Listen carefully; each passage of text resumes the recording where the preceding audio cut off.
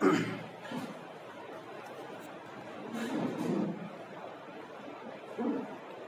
आपण शरदचंद्र मुक्तिबोध यांची सत्याच्या जातीला ही कविता पाहणार आहोत। त्यांची ही कविता त्यांच्या सत्याची जात या कविता संग्रहातून घेतलेली आहे। या कवितेकडे जाण्यापूर्वी आपण कवीचा जो परिचय दिलेला आहे तो परिचय करून घेऊया। तर बघा, शरदचंद्र माधव मुक्तिबोध, कालखंड 1921 ते 1984, कवी, कादंबरीकार, समीक्षक। मराठी साहित्य क्षेत्रामध्ये या 3 प्रवाहामध्ये लेखन प्रकारांमध्ये लेखन करणारे कवी म्हणजेच शरदचंद्र मुक्तिबोध। नवे बळवाट, यांत्रिक, सत्याची जात हे त्यांचे 3 कविता संग्रह। क्षिप्रा, सरहद्द, जन हे, ओळतू जेथे या 3 कादंबऱ्या, काही निबंध, जीवन आणि साहित्य, सृष्टी, सौंदर्य आणि साहित्य मूल्य हे 3 समीक्षा ग्रंथ। समूहनिष्ठ मार्क्सवादी जाणीवांचा आविष्कार करणारी मौलिक कविता, जीवनवादी मार्क्सवादी समीक्षा।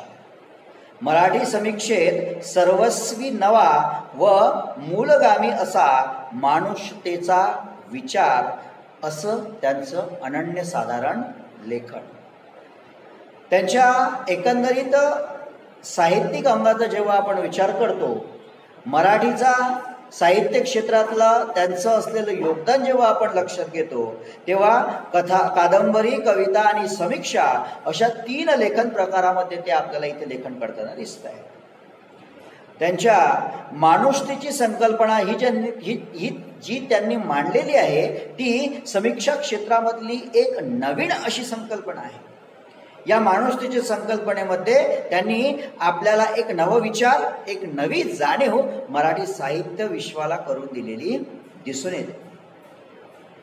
तेव्हा अशा या शरदचंद्र मुक्तिबोधांच्या कवितेकडे जेव्हा आपण बघतो, तेव्हा त्यांची आपल्याला अभ्यासक्रमाला असलेली प्रस्तुत कविता म्हणजे सत्याच्या जातीला, या कवितेमध्ये नेमकं कवीने काय मांडलेलं आहे तर ते लक्षात घ्या।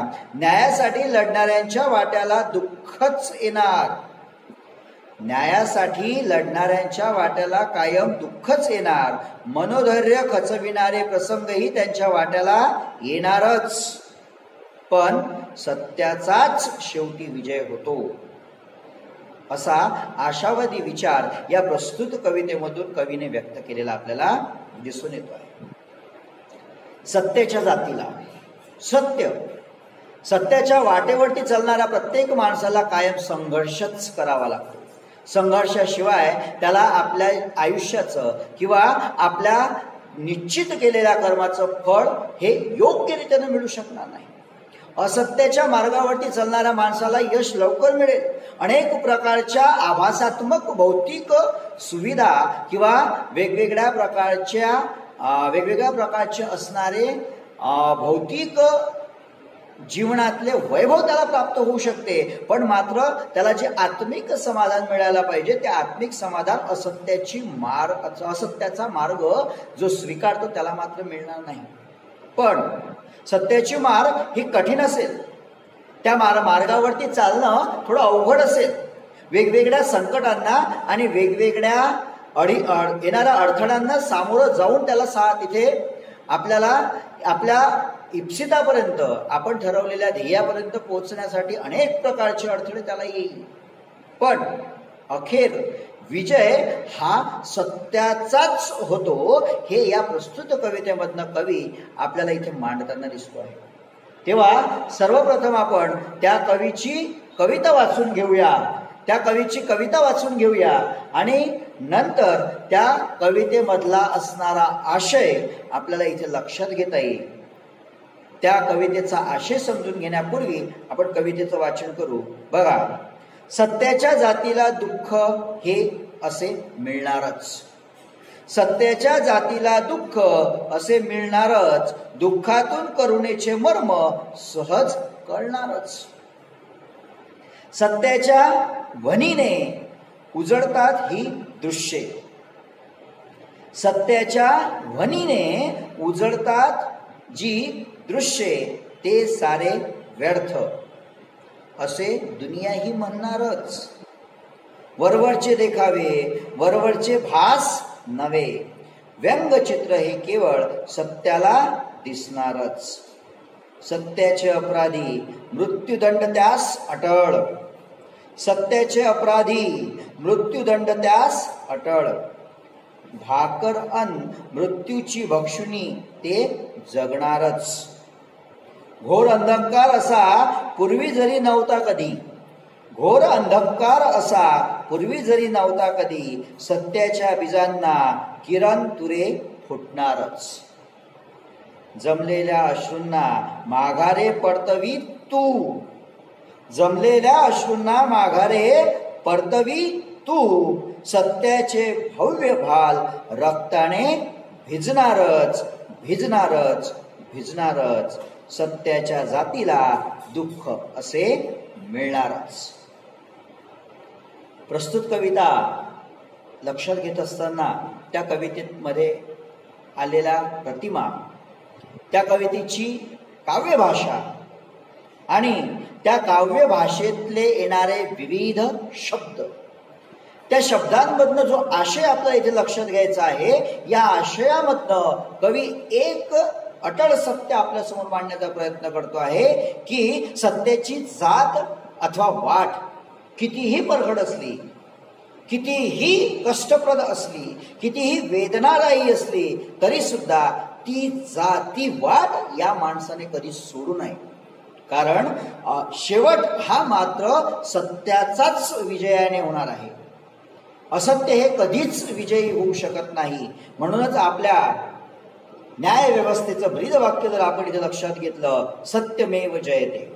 सत्य हे कायम जयते म्हणजे विजय प्राप्त करणारं असतं. तेव्हा असा विचार, असा एक संदेश प्रस्तुत कवितेच्या माध्यमातून आपल्याला इथे कवी देताना दिसत आहे. सत्याच्या मार्गावरती मार्गस्थ असणाऱ्या व्यक्तीला अनेक अडथळे सहन करावे लागत असले तरी त्याने ती सत्याची वाट कधी सोडू नये आणि असत्याच्या मार्गावरती कधी जाऊ नये.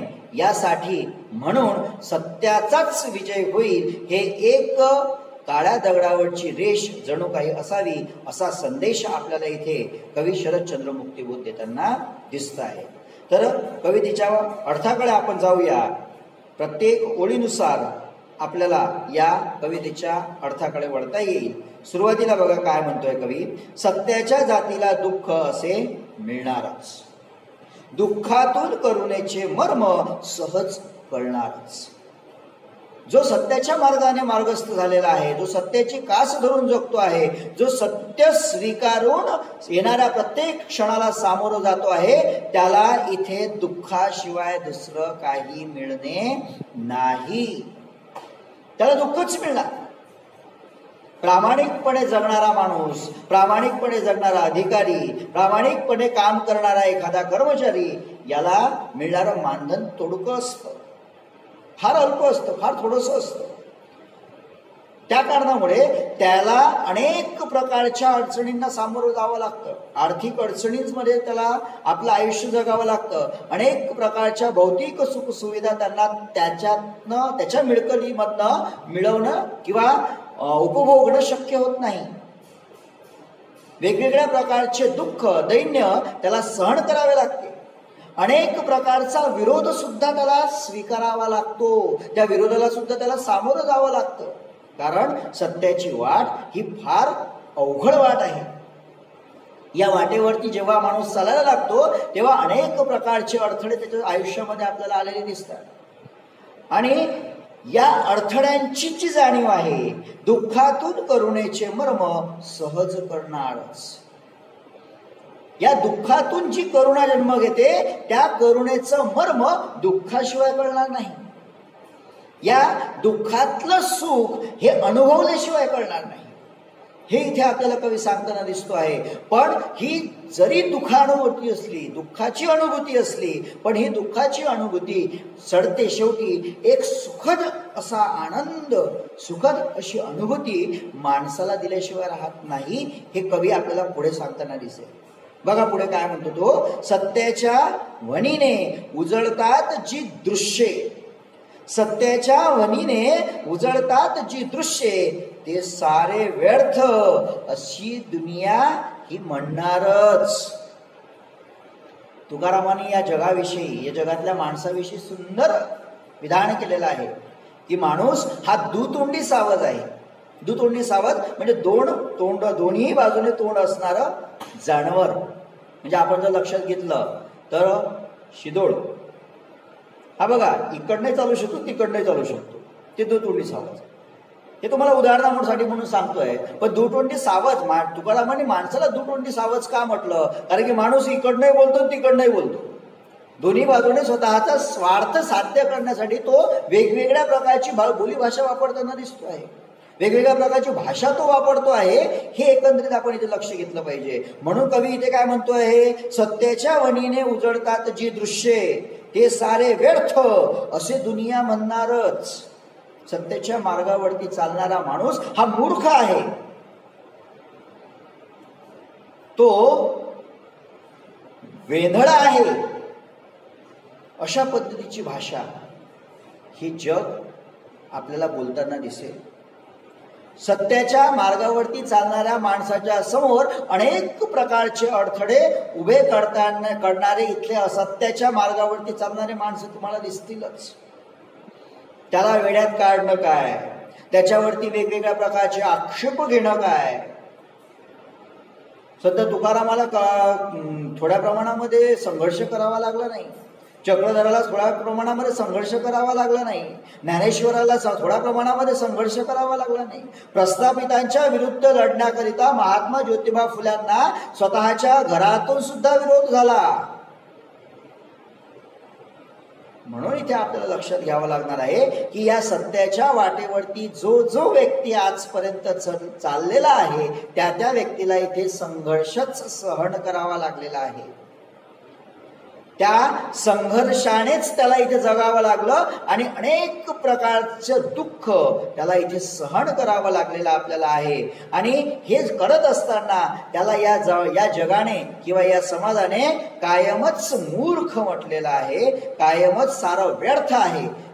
विनाकारण अशा प्रकारचा अट्टहास धरून हा व्यक्ती जगतो आहे, असं या जगाचं म्हणणं हे असणारच आहे. हे इथे कवी सांगताना दिसतो आहे. वरवरचे देखावे, वरवरचे देखावे, वरवरचे भास नव्हे, व्यंगचित्र हे केवळ सत्यालाच दिसणार.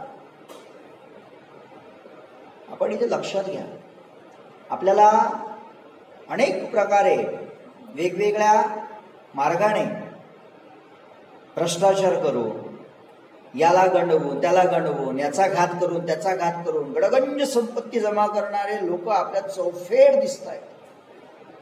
आणि त्यांचं वैभव, त्यांच्या ठिकाणी त्यांच्या जवळ असणाऱ्या वेगवेगळ्या प्रकारच्या भौतिक सुख सुविधा आपण जेव्हा बघतो तेव्हा आपल्याला त्यांच्या त्या जगण्याचं एक प्रकारची भूल, एक प्रकारचा भास आपल्याला होतो की अरे हे किती लोक, हे लोक किती सुखी आहेत, किती समाधानी आहेत, किती संपन्न आहेत.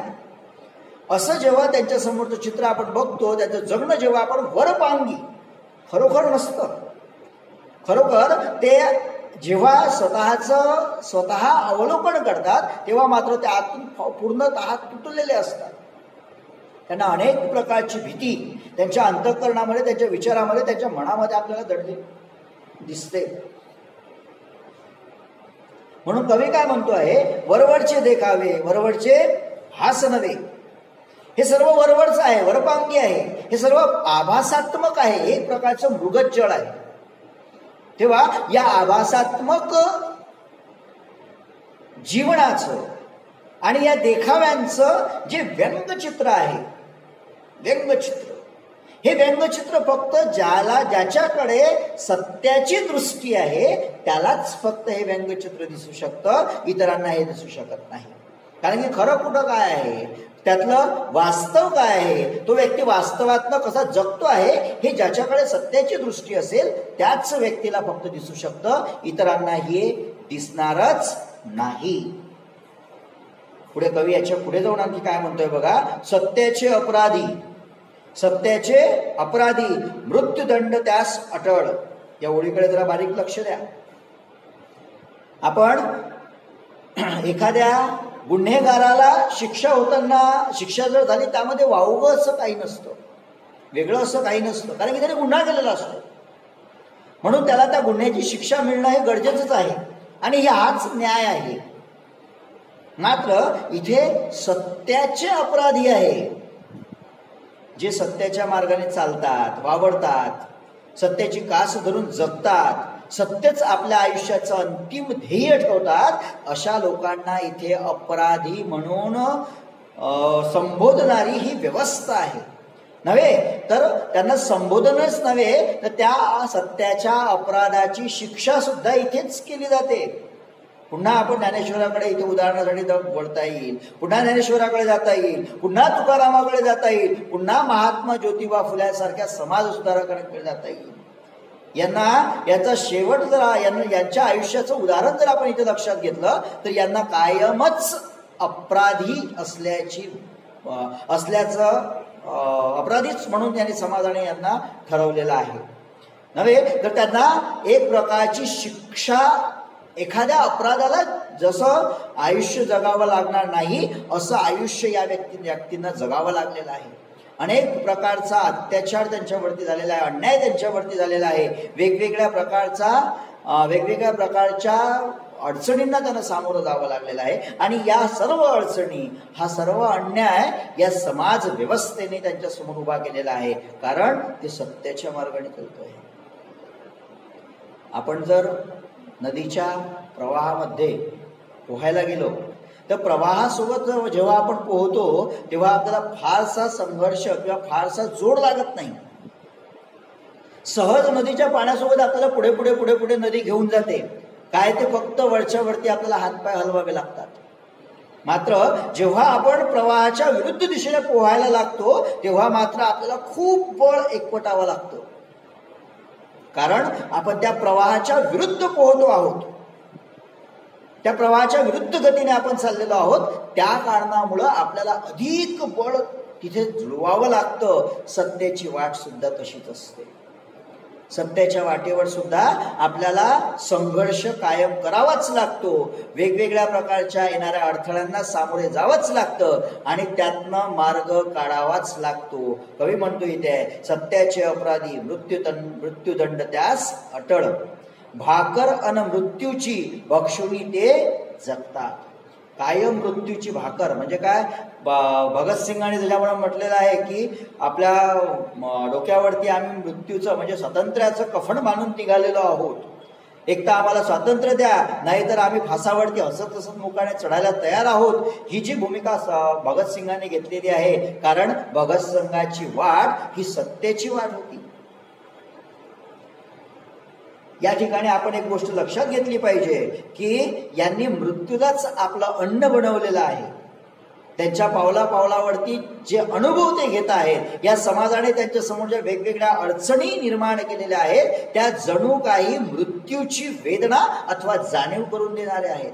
तरी सुद्धा या सत्याच्या वाटेवर चढणारा माणूस डगमगता कामा नाही, त्याने मागे सडता कामा नाही, त्याने आपल्या आयुष्यामध्ये कायमच पुढे चढावं, कारण की शेवटी विजय त्याचाच आहे. सत्यमेव जयते. पुढे बघा, घोर अंधकार असा पूर्वी जरी नव्हता कधी, घोर अंधकार असा पूर्वी जरी नव्हता कधी, सत्याच्या बीजांना किरण तुरे फुटणारच. आज जरी हा असत्याचा अंधकार आपल्याला सर्वत्र पसरलेला दिसतो आहे, जिकडे तिकडे आपल्याला भ्रष्टाचार, वेगवेगळ्या प्रकारची अनैतिकता ही आजच्या समाजामध्ये जी आपल्याला पाहायला मिळते आहे, मात्र ती काही फार चिरकाळ टिकणारी नाही आहे. जेव्हा या सत्याच्या बीजांना अनेक प्रकारचे किरणाचे तुरे किंवा अंकुर फुटतील, तेव्हा हा असत्याचा अंधकार नाहीसा झाल्याशिवाय राहणार नाही, हे इथे कवी सांगताना दिसतो आहे. पुढे कवी म्हणतो, जमलेल्या अश्रूंना माघारे परतवी तू, जमलेल्या अश्रूंना माघारे परतवी तू, सत्याचे भव्य भाल रक्ताने भिजणारच. भाल म्हणजे कपाळ. हे जे सत्याची वाट स्वीकारणारे लोक जे असतात यांना कायम संघर्ष करावा लागतो, यांना आपलं अनेकदा बलिदान सुद्धा द्यावं लागतं आणि यांना आपल्या आयुष्याचं जी एक प्रकारचं ध्येय असतं ते ध्येय मिळवण्यासाठी किंवा आपल्या तत्वांसाठी किंवा आपल्या विचारांसाठी जेव्हा हे लोक सत्याची कास सोडत नाही, तेव्हा त्यांना वेळ प्रसंगी आपल्या प्राणाची आहुती सुद्धा द्यावी लागते किंवा आपलं रक्त सुद्धा वाहावं लागतं.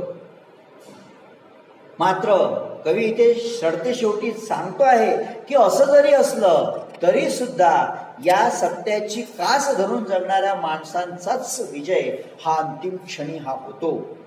असत्य हे कधीच सत्यावरती विजय मिळवू शकत नाही.